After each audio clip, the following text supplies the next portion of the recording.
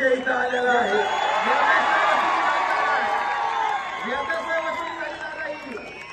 ज्या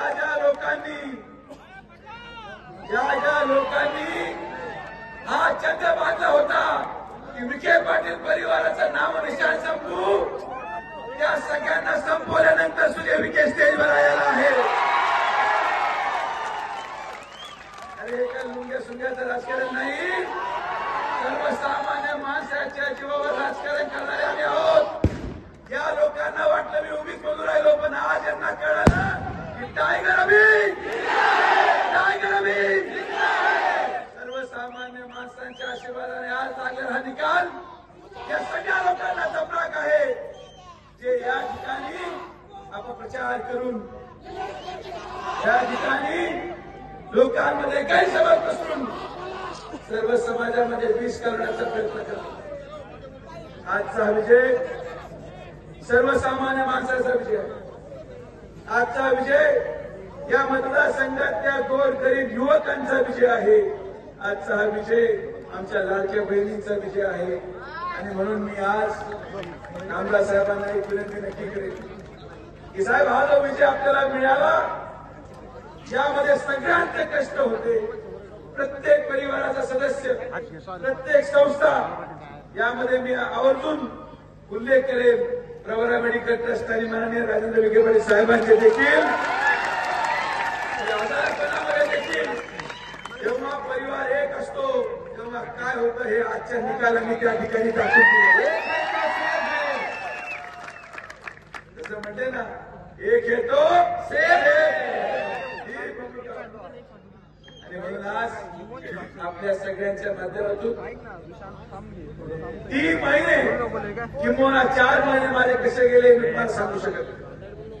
सगळे आरोप सहन केले, सगळा गलिच्छपणा सहन केला, शांत चित्ताने बसून राहिले.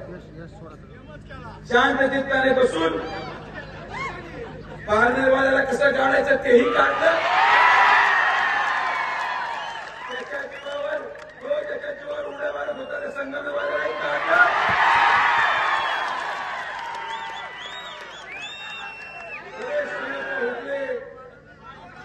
नंतर हिशोब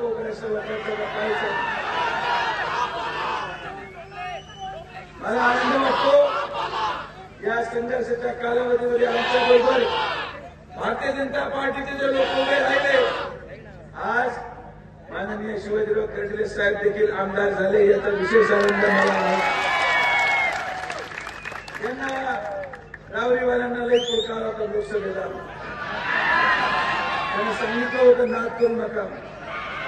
त्यांना वाटतं हे काय पोरग असं बायपटे उचललं आणि 35,000 काढून टाकलं. हे सुद्धा लोक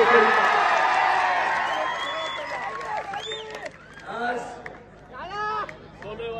या विजयाने फक्त शिर्डी विधानसभेचा विजय नाही, संगमनेरचा निकाल, पारनेरचा निकाल, राहुरीचा निकाल, हे सगळे निकाल, नेवाशाचा निकाल. साहेब, आज सगळ्यांच्या अश्रू जे सगळ्यांनी वाहिले होते त्याचं उत्तर सगळ्यांचं परमेश्वराने आपल्याला.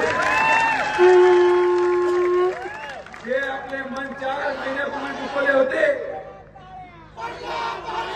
जे आपले मन दुखवले होते, ज्या लोकांनी आपल्याला संपवण्याचा प्रयत्न केला, आज कैलासवासी बाळासाहेब विखे पाटलांनी पाहिलेलं स्वप्न जिल्हा परत विखे पाटलांच्या ताब्यात आला.